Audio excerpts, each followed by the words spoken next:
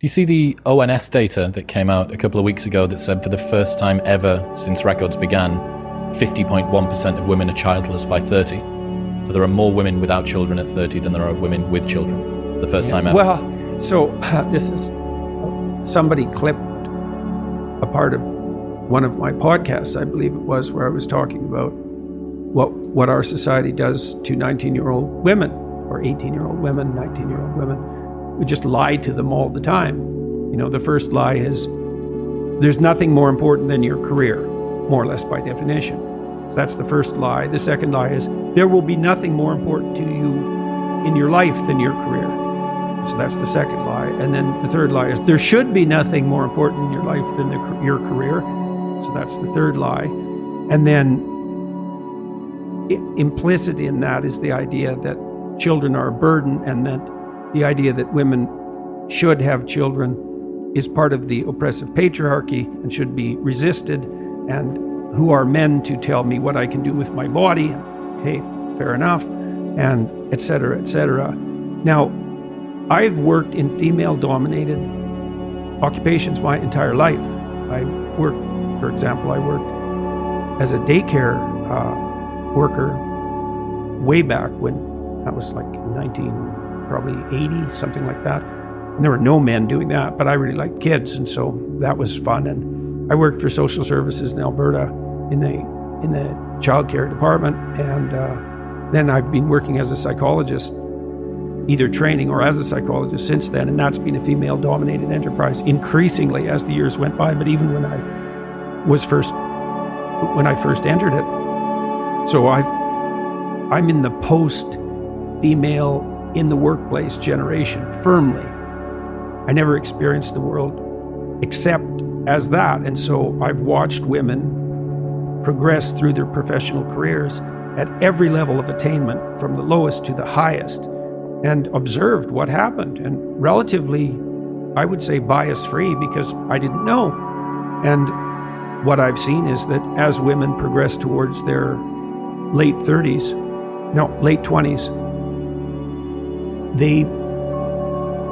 there's a psychological transformation, and what happens is that they place less emphasis on their career and way more emphasis particularly on having a child.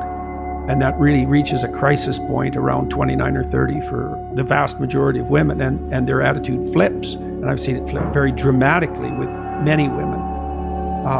And I suppose the most most convincing evidence of that, I worked with high-end lawyers in Toronto for about 10 years. I was part of an organization. We went to law firms, high-end law firms, and said, send us your most productive people, and we'll help them iron out whatever wrinkles there might still be in their life. And the advantage to them is that things will go better for them, and the advantage to you is they'll be even more productive. And there's a good management dictum, which is pay the most attention to your most productive people, because they're bringing in the bulk of your revenue disproportionately. And so I worked with men and women who were at the peak of their careers in a very difficult enterprise. And so these were women who were generally very attractive, well put together physically, pretty stable psychologically, extremely conscientious, very, very smart, and high achieving from like junior high all the way through high school, university, law school, onto the top firms, rocketing up through the ranks, full partnership by the time they were 29 or 30. And all the law firms, all the women bailed out, all of them. The law firms couldn't keep them. And I talked to the women a lot about this, because I was very interested in it, because I knew the law firms were bending themselves over backwards and tying themselves into knots trying to retain these women, because why wouldn't they?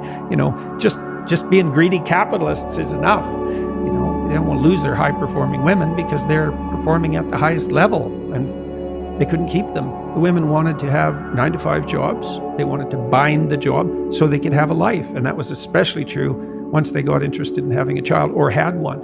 And what they really came to was a very interesting realization. So because they were highly conscientious women, they sort of did their duty, and and worked hard and diligently and didn't pop their head up to ask questions.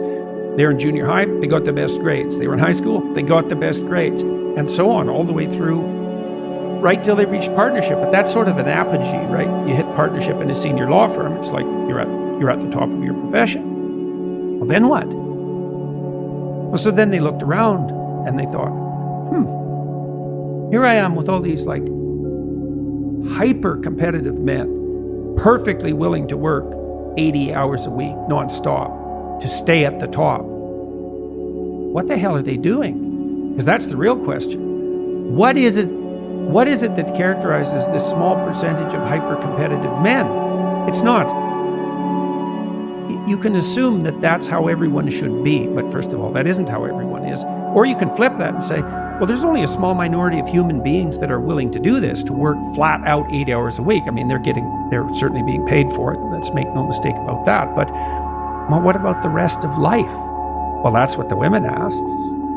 Why am I doing this? And that's a great question. Well, for men, there's a different answer than for women. It's a really different answer. And it isn't like the men are exactly thinking this through. It's more like this is an integral part of male motivation. The more successful you are as a man, the more women like you. Well, the problem that you have now is that as women are getting better educated, with more employment, more status, more prestige, they compete themselves out of their ability to find an attractive mate. As women raise up through the dominance hierarchy, and this is... Competence hierarchy, sorry. Okay. Who's going to tell women the equal access to opportunity that you have recently just acquired? Actually, what that's doing is it's making it more difficult for you to find a mate that you're fundamentally attracted to. Yeah, well, it does a lot of things. I mean, it does provide women with a lot more opportunity on the economic front. It does decrease their dependency on their mate in relationship to economic security. And educating women, countries that are willing to educate women, that's the best predictor of their future economic success. So if you look at developing countries and you want to find out what about a developing country is most likely to predict the fact that they will continue to thrive economically, it's their attitude towards the education of women. And a couple more things. Women's educational status predicts their children's educational status, but men's educational status doesn't. So that's also an important multi-generational effect. I released a video. I was going to conclude that other story. I released a video, or someone released a clip of me talking about some of the things we just talked about. And it went out on YouTube Shorts, and it's got like 5 million views in a month or something like that. And the comment section is unbelievably vitriolic. Because every single comment is vitriolic, and it's all from women. It's like, who is this old white bastard telling us what we should do with our bodies? You know, and I wasn't being judgmental. I was just saying exactly what I said to you, which is, well, I've watched women over the entire course of my life with, I would say, an affectionate eye. You know, I love my sister, I love my wife, I have a daughter, I love my mother. I'm pretty happy about women, all things considered.